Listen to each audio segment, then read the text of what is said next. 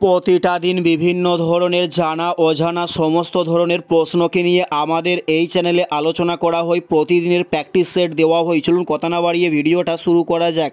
First প্রশ্ন, হোমোনিড কথার অর্থ কী ছিল? উত্তরটি হলো মানুষ ও পরিবারকে বলা হয় হোমোনিড।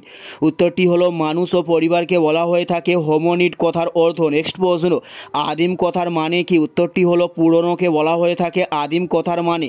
উত্তরটি হলো পুরনোকে বলা হয়ে থাকে আদিম কথার মানে। নেক্সট প্রশ্ন, হরপ্পাবাসীরা কিসের ব্যবহার জানতো? উত্তরটি হলো লোহার ব্যবহার হরপ্পাবাসীরা জানতো। উত্তরটি হলো লোহার ব্যবহার হরপ্পাবাসীরা জানতো। নেক্সট প্রশ্ন, সভ্যতার বড় মাপকাঠি কী ছিল? উত্তরটি হলো লিপিমালার ব্যবহারকে বলা হয় সভ্যতার বড় মাপকাঠি।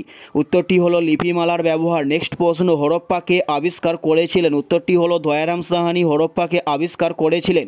উত্তরটি হলো দয়ারাম সাহানি হরপ্পাকে আবিষ্কার করেছিলেন। নেক্সট প্রশ্ন, মোট কয়টি ইন্দ্রিয় আমাদের আছে? উত্তরটি হলো 5টি ইন্দ্রিয় আমাদের মধ্যে আছে।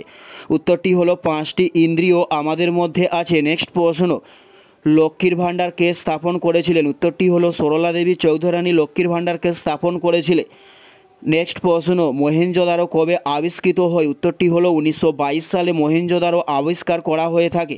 উত্তরটি হলো 1922 সালে মহেঞ্জোদারোকে আবিষ্কার করা হয়ে থাকে। নেক্সট প্রশ্ন, হরপ্পা কত সালে আবিষ্কৃত হয়?